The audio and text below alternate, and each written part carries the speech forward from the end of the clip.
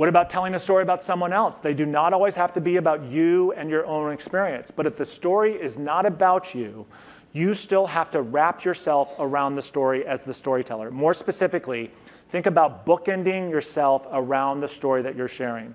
And by that I mean you start with you, then you tell the story, and then you come back to you. More specifically, you start with you by quickly referencing why you're thinking about this story and connecting it to the situation. So let me give you an example.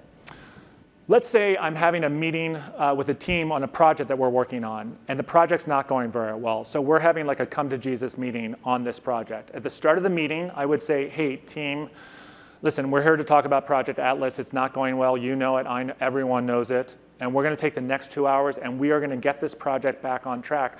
But it just feels like no matter how much planning and preparing we do, something always goes wrong. And I was thinking about that on my way into work this morning, and it reminded me of one of my favorite movies, Apollo 13. Have you seen that movie?